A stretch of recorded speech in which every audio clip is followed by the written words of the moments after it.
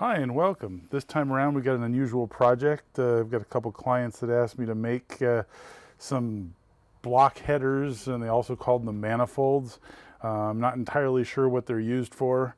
The thing that makes this project interesting, it's just a bunch of holes, but they have to be fairly precise, not just precisely located, but precise diameters. And so that's something I've been working on, but up to this point, I've never really had the requirements of being really precise within a couple of thousandths. It's made out of 304 stainless steel, which is kind of a difficult material to work with. It's also known as 18-8. I've pre-dimensioned the stock for you, although I would like to show you how it cuts. So I'm going to go over to the mill and cut one piece for you just so you can see what it looks like, because it doesn't create chips as cleanly as other materials. I mean, it does. You do get chips, but if you watch the edges, it folds over very easily. It deforms a lot like aluminum. It's sort of soft, and I found that about stainless before. So there's two manifolds. This one's kind of complicated. It's got a conical section. It's got a bunch of square-bottomed holes, which means you can't use drill bits. I'm going to have to bore those out. And the second piece is pretty easy, just two holes, but precisely located and accurate size. So that's going to be challenging. The conical hole is done with this conical end mill, which they provided me. And that's kind of an interesting thing in and of itself. There's a lot of contact area on this guy. I noticed it's a helical spiral to try and reduce that a little bit, but I'm going to be curious because, again, a lot of contact area while you're cutting that hole. So I think we should just get started. I'm going to go over and I'm just going to face off this piece of 304 for you, and so you can see how it deforms. It's really interesting how this material cuts. So I'm just going to find my 0 point first and just bring the knee up until it catches on this paper.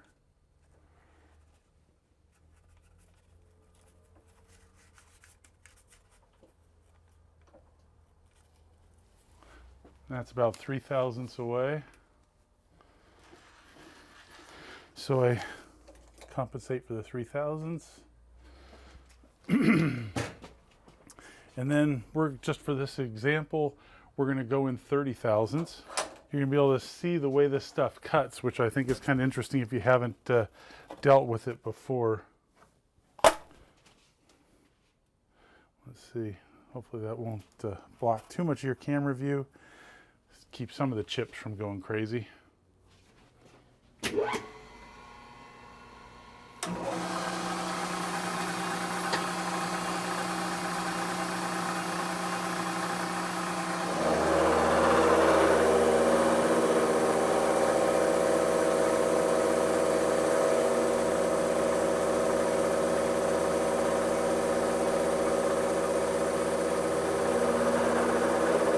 Kind of pretty, isn't it?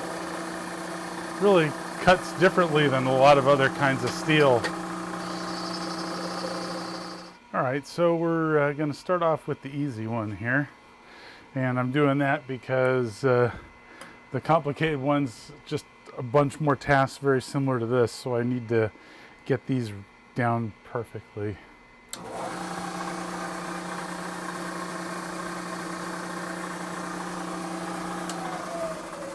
Okay, center drill.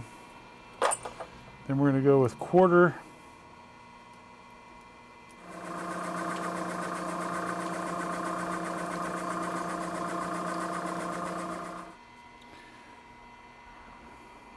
So one thing I wanted to show here, see with the stainless, chip welding is a thing. It's gummy like aluminum in a lot of ways. Look at that, that's the built up edge. You really have to commit with this stuff. It builds up on the edge pretty badly.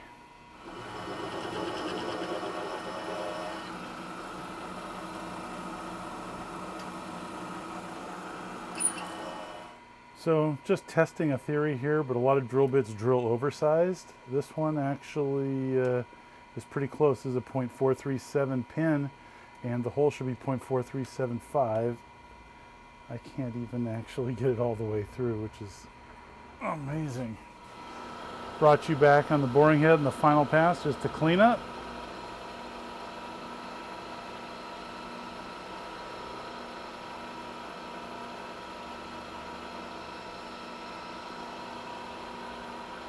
and we're good. Next up, drill and bore a hole at 0.455.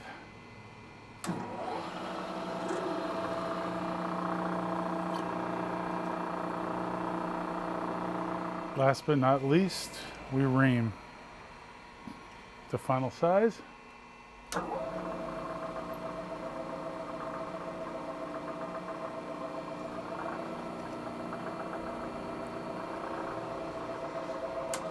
And we're done with this part. This one's the easy one. Next up is the complicated part, and sorry about the drawing, got lube on it and made some notes on it. So we're going to start and drill the back, the through hole first. So that's 23/64 and all the way through, and we're going to start with a small drill bit and work up. And then we're going to bore this hole to diameter and depth right there, this piece right there, which is 0.440 to 0.444, 0.25 inches deep. And then we will proceed to drill this guy, this cross hole here that meets up with the piece on the bottom. So that's where we're at. There's the part it's indicated in. We're right on the center, and we'll prepare to drill.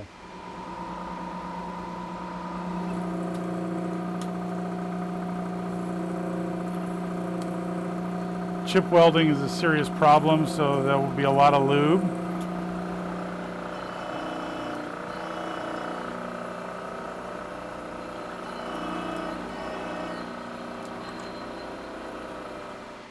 Before we bore this hole large, we're going to drill the small hole on bottom first, and then we'll come back and bore that, because then I don't have to change out my drill chuck. So the DRO is all zeroed, so we're good to go. So we're just going to drill the 0.75 deep hole. The depth on this cut needs to be very precise. So I used some 10,000 shim, set it under the drill bit, zeroed my DRO, and then walked in another 10 thousandths, and I have my new zero. Now I need to go in a depth of 750 thousandths, or 3/4 of an inch.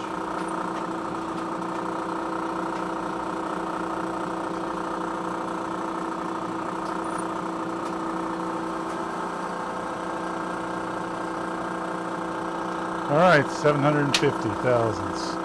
We are good. Next up, we're going to bore out the center hole. It's 0.360 right now. Actually, this is 0.359, so it's a little bit under. And we're going to bore it out to 0.440 to a depth of 1/4 inch. So we're going to go down 1/4 and a depth, and change the width to 0.440. So we've got 80 thousandths to take off. We're going to give this a manual feed in. And probably want to slow this down a little bit. Oops. Of course we're in neutral, so that's very slow.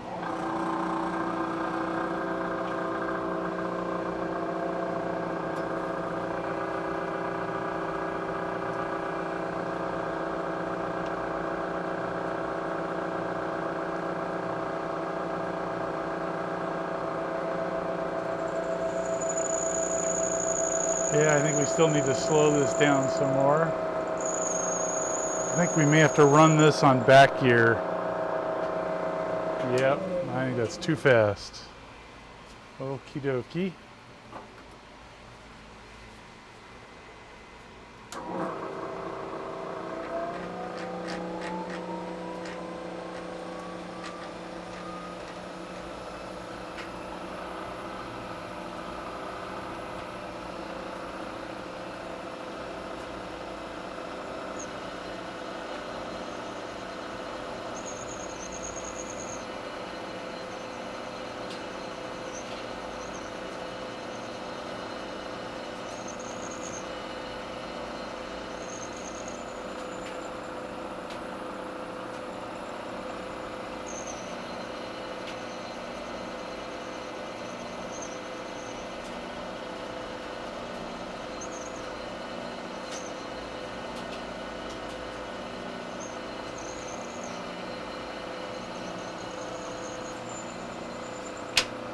Alrighty, first pass down. I'm going to clean this out, and find out what size it is using pin gauges, and then we will adjust from there.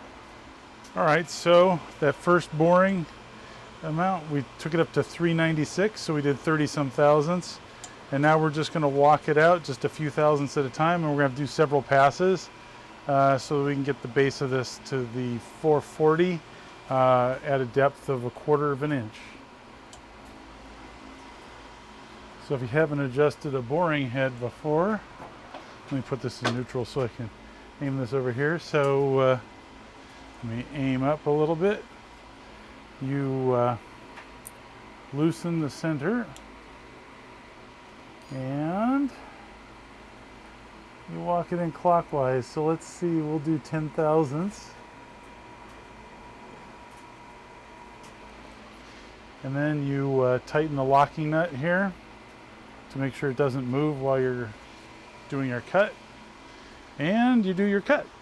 We've dialed in the diameter another 10 thousandths. And we're going to bore again.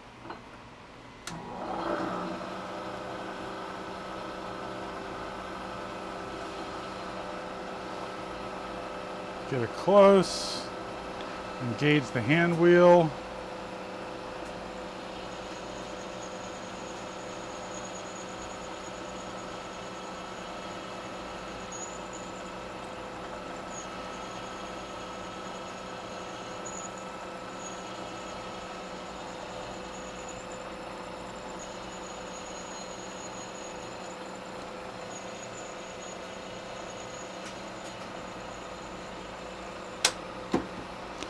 And another one done.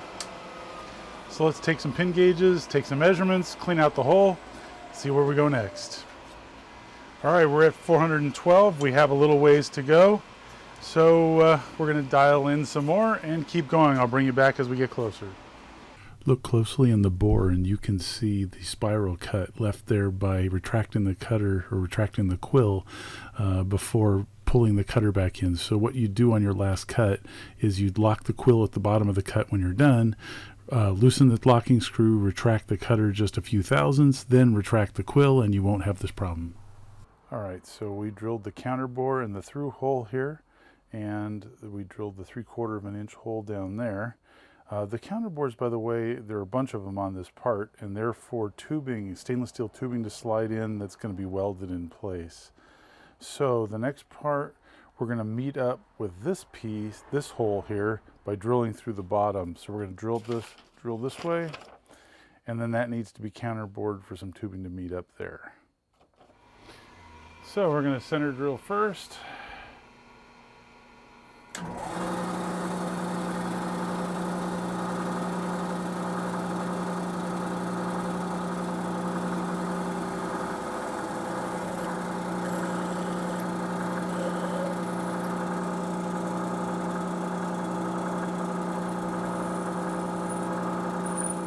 So next up, we need to counterbore. Show you on the drawing here. You need to counterbore this small section here, 0.150 deep, 0.252 diameter, and I think the trick's going to be here to use a 1/4 inch end mill. I originally was going to use the boring head, but that would just take a ton of work, and I need a flat bottom hole. So a 1/4 inch end mill will give me a nice flat bottom hole.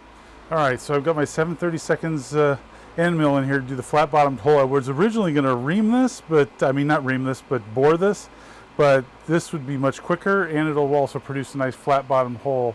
So I've got a square end mill here. That's 10 thousandths, and now I need to dial back 10 thousandths more and re-zero. Double check that I get my zero. Okay, and now we just need to go in 150 thousandths.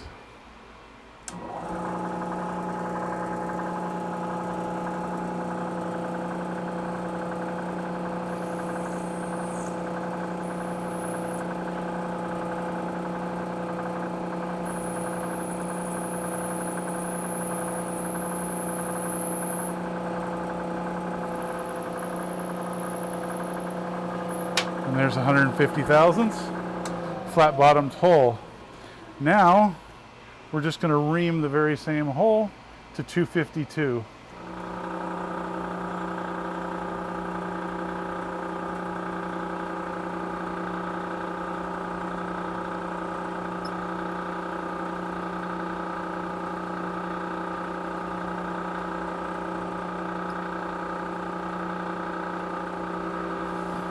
And we're there. 252 pin gauge. Just fits. Next up, we're going to counterbore the hole on the left-hand side and machine the conical hole. All right, so we've loaded this guy in the 4-jaw chuck. We've got some soft jaws. I'm holding those in place with some rubber bands just to get things oriented. It makes it quicker. And first time around, I set this guy in here. I got it all zero all the way around at the low point. However, I was off by a full tenth, a full revolution on the scale, which is definitely a risk. But we've resolved that now, and I noticed that when I taught my drill bit to this and this started to go around, it was nowhere near centered, so that was a good safety check. So we're going to give that another shot, and let's get with drilling, and then we're going to bore, and then we're going to use the special milling cutter, 15-degree milling cutter, to drill the conical section. Here's my sanity check. And as you can see, it is riding along the center. It was not before, so that was a major foop on my part. So we can drill the 1/2 inch and we'll be ready to move on to the next step. Once the edges of the flute start to engage the material, that'll be my 1/2 inch window, and then I can zero it and go in 0.695.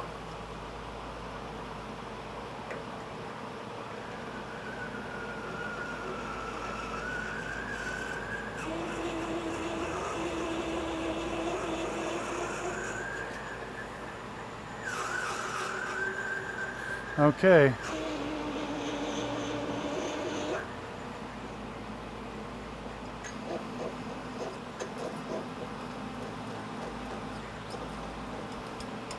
All right, next up, we're going to bore this guy out. So we're going to try 25 thousandths depth of cut. And ultimately, we are searching for 0.845 to 0.852 by 250 thousandths depth.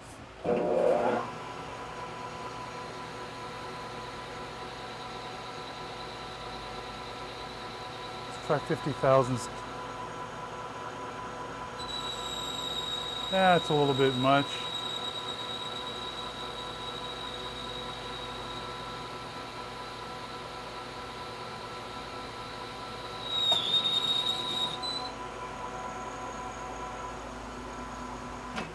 Let's measure. All right, so we're at 0.608. And we will continue taking cuts. We need a few 100 thousandths more, and then we'll measure again.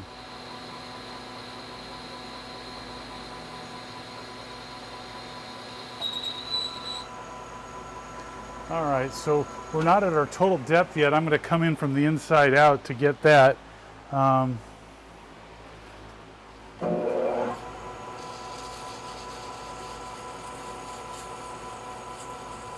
Going to make sure we're not dealing with a burr situation there.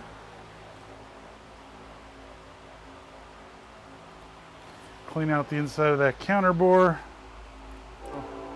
We're taking a measurement here, but before I just did this, I made sure to deburr this edge because this is a really shallow hole. So as I try and remove the telescoping gauge from the hole, if the burr is there, the burr is going to catch and push this in just like other material would, and I'd get a false reading. It would read smaller than it actually is. So we're at 824.5 and we're going to shoot for 845. So we're going to do about 21 thousandths, and we should be right at it.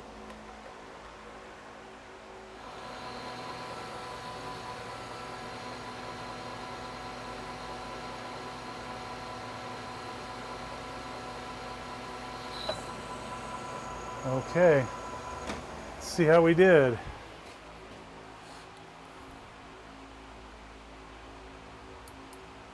So we're at 849, putting us right in the middle of the range, which is good. And so we still need to do the final depth. So I'm going to come back to my zero here on the cross slide. That is going to be my 0 point.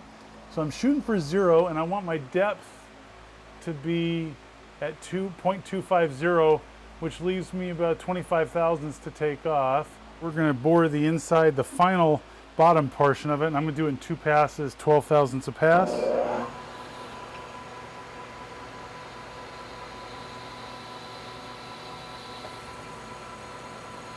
Walk the last little bit in by hand.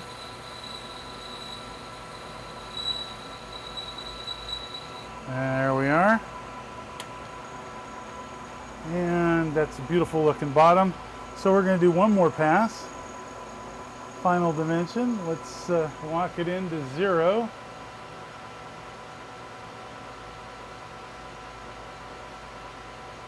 Locking my longitudinal. And we're going.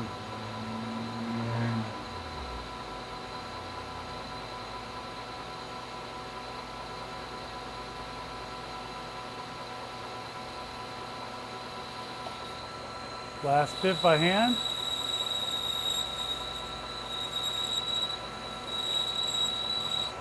All right, we are done.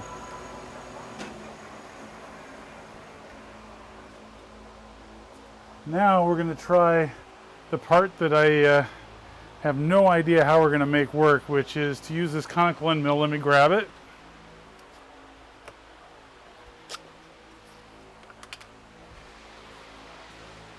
So we're going to take this guy and we're going to feed this in until the dimension on the outside is 0.6 here. And we're going to feed it in very slowly. I'm just hoping the stainless will cut nice. It deforms very well, but we're going to give this a test here and see how it works. So we're just taking this in to blend it, but we want the diameter of the outer portion to be 0.650. So we're going to take some pecs, take a little bit of measurement. It's going to be hard to get this precise, but we're going to do our best here. We got the lathe all the way slow, and we're just going to walk it in ever so gently. It's a lot of material to bite.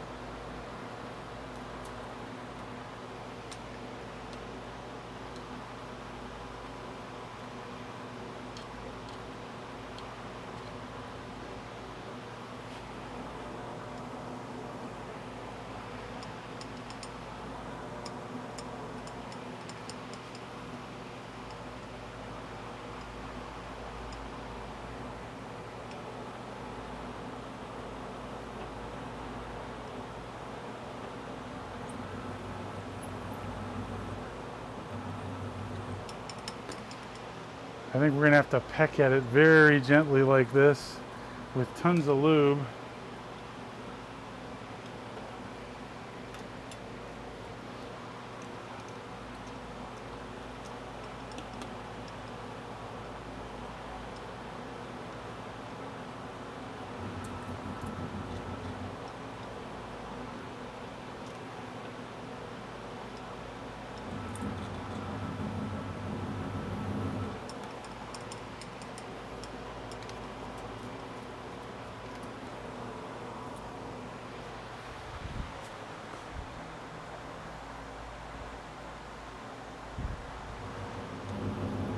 I'm just going to bring you back because you really can't see much here. I'm sorry you couldn't see this part, but this cutter was in deep enough that you really couldn't see in very easily. As you can see, I did not avoid chatter even at the slowest speeds. It's just too much engagement, even though I pre-drilled some. But I think the end result is still going to be acceptable. It's just for water flow, I believe. And as long as the clearance is 3/60 thousandths in the back, I think we're good, and that this is the right diameter to meet a pipe on this side. We're here in the last step of this somewhat complicated part, and we've done the counterbore on the front and the back. The conical section, there is some chatter there, no way I could help that. We've done the 3/4 inch drill through hole on this, not through hole, but hole on this side with the meeting hole on the bottom up and the counterbore for the pipe there. So now we're going to do the counterbore and the through hole drilling for the top section, and that's what's next. So it's a pretty small drill bit, 0.094, and it goes all the way through to the conical section, and then counterbore 252 again. So we're gonna use the end mill and the reamer to do that. Anyways, Here we are with the block all indicated in, and we have our center drill, and we are good to go.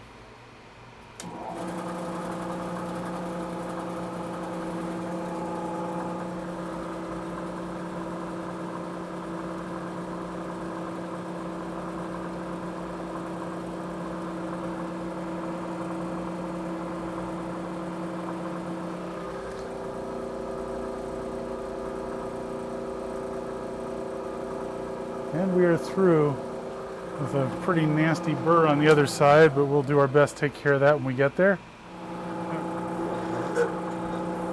I think I want to slow this down a little bit.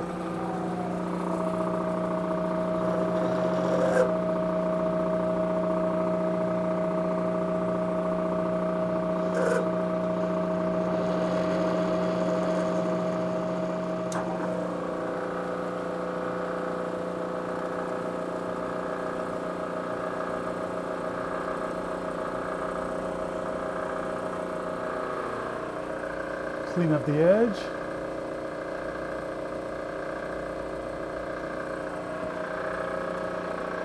And let's check with a gauge pen. We should be done with this part. There we go, 0.252, done.